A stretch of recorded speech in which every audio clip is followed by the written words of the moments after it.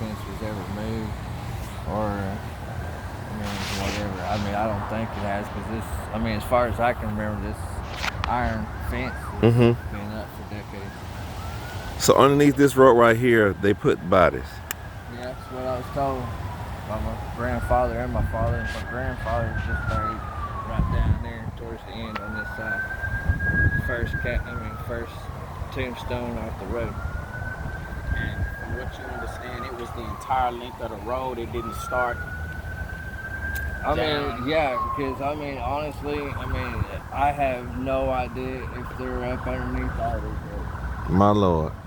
I mean, I don't know, but I know this one's for sure. You know this one. My Lord. Do you know what made your granddad tell you that? No, I mean, it's just, my family was not a big talker about things. Emotions, feelings. I mean, they kept everything bottled up, and I think that was the reason why my dad turned into Oh, a wow. bad alcoholic. Outside of things really started going downhill after my grandfather passed away. I mean, that's the old original office right there. Right there where your granddad used to work? Yep. They got bushes in the backside to cover up, I guess, the door that used to be on there, because that's where they used to pull the mowers and everything in to work on. Huh. And they built one over here, but it looks like they took it down. There used to be an old, used to be an old metal building they built back here, which is, oh, there it is, okay. It's built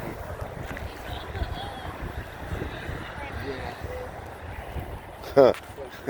Yeah, like, let me out of here. Yeah, this is the way it used to be. This is how it drained. So you figure the blacktop. Oh. Got the concrete and They've stuff done over this a few different times. Yeah, I used to work with Becco, and we done a lot of stuff downtown. And I think First or Second Street actually used to, when we pulled up the road, the old original brick road was still intact underneath of it. Becco put a deal out, either on Craigslist. They made it public. People that was coming from all kinds of different states that was coming out to get some brick. But they allowed them to come out here and get some of the brick and everything. Because I mean that was part of history. It's still the original road downtown Tulsa.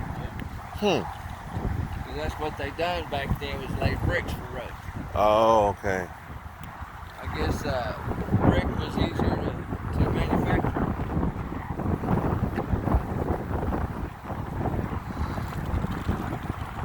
Now, have you tried to go to the press with this? Yeah, I contacted Channel 6 at the same time I contacted you. And they haven't replied back.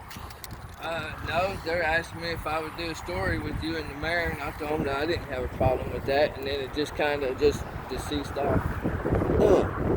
Now, do you mind if I share this with anyone? No, I wouldn't have came out here and told you otherwise.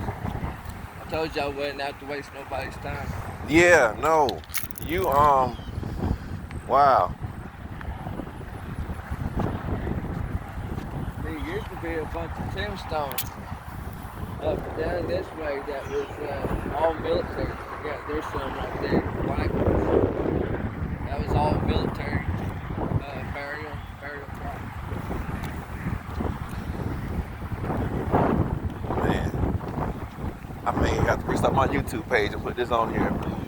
Because this is a lot to show. I've been telling you they were looking in the wrong places. I sit here and seeing the camera, I just sit there and started laughing and said, look at all of our tax dollars. Wow. We was walking. We were parked on the right spot. They hid it in plain sight. You see, my grandfather was military. And that's all they looking at. This and another little. There it is. That's your grandfather? Yeah. Christy. Wow. 1983. He died at Hillcrest. He's the one that told you this story. Yep. And that's my grandma. She's still living. No, my aunt never, they've never came out here. So I'm trying to save up the money to have my grandmother's deal engraved on her death date. Now, did he? Wow. Did was he there- ever he tell was you good. who gave him that story? It's his grandfather. No, all I know is that the city wanted to keep it hush hush. That's why they never really spoke about it. But like I said, I was young. I mean, I was probably about 9, 10. I used to ride my bicycle up and down through here all the time. Yeah. When my And the grandfather was IDL doing wasn't stuff. here then. As far as I remember, I mean, that's like a long time ago. I just when remember. you started working here? Or? No, I tried to go back after I got in contact with the Reverend and Channel 6. I tried to get back on there on site to try to find out exactly when my grandfather started working here. But I imagine that he's probably the first caretaker of this cemetery, if not the second. Because I imagine he was in his 20s Yeah. during the race riot. Oh, easy. He was. Your grandfather was born, and my dad was born in.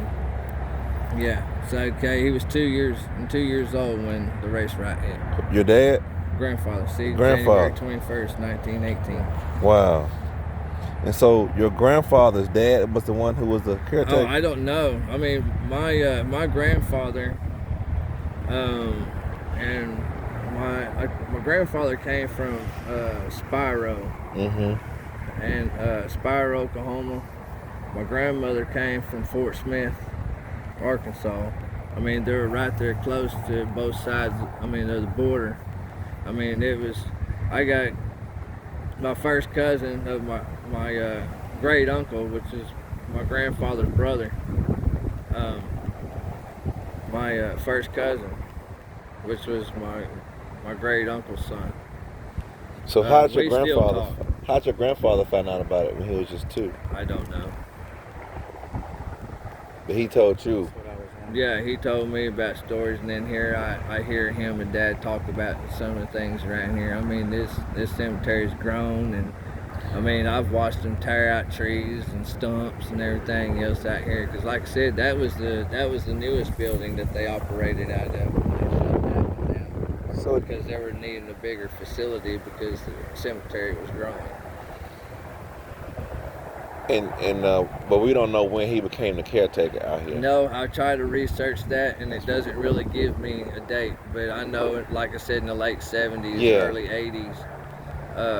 I mean, I'm not for sure. I'd have to check with my mom. Okay. But I think he was probably a caretaker out here for approximately 40 years. So he would obviously have heard or known somebody had. Yeah, definitely. Somebody passed it on down. And then, like I said, the other one's either going to be right here where the trees and stuff are at, or right on the other side, or it could be right up underneath that wall. All I know is that it's over here in this location, but I think they put it on the outside of the fence. Yeah. And then this one, of course, they just built the road to cover it all up. Because, of course, I mean, who would think to look there? Yeah. Wow. I'm sure when they built this sewer drainage line. system runs. Numbers as well. I mean, how many There could be bodies hundreds to thousands per hole. Per hole. Goodness. I mean, all they did was just come in with a bulldozer and just move dirt out, and then they just started stacking the bodies. Wow. Just tossing them in there. That was from my recognition. Wow. Wow. Wow. Second story I heard about though. Huh? Second story I heard said, remember Mm-hmm. the guy said that his father brought him out here. Yeah. Stood him up there and said, "Look right there. That's where I saw them throw at least 300 bodies." And like I said, I mean, there could be more underneath these roads, but you really don't know. I don't know if that sonar deal or whatever will work on concrete. They may end up having to remove the road to check it. Have you? Go ahead. No, you good. You good. Have you talked to anybody else, kind of about this story? Yeah, my wife, Yeah. my ex-girlfriend, she thinks I'm crazy for doing this. Your wife or ex-girlfriend? Ex-girlfriend. Well, that's why I she's left her, ex-girlfriend. she stole $10,000 of my mom's Social Security money. Oh my. So it's just to your point, Greg. This is like another independent verification of bodies being here. Hundreds of bodies. And This is the second that would put this western side into the picture with hundreds of bodies, mass grave, no boxes or anything. No, they were just bodies on top of bodies. Had never heard. Had never heard the story. No. Yeah, that one's the first. Really, the only people that would know this was people that actually work there. I mean, it's just like the presidential stuff. You don't hear stuff outside the closet unless you're in the closet. And your grandfather was a caretaker here. Yep. And that's how he heard years. for many years. The story was passed. I say 20 to 40 Mm-hmm. years my grandfather ran this cemetery. All the way up until the time he passed away. So probably from the 40s or 50s until It was in 83 when he went ahead and signed his retirement papers before he passed, so my grandmother could get the house and stuff paid off. Wow. Well, Mr. Cravens, I thank you for your courage. Thank you for your persistence. And I'm going to try to make sure your story is known. Let's pray. I'm going to cut my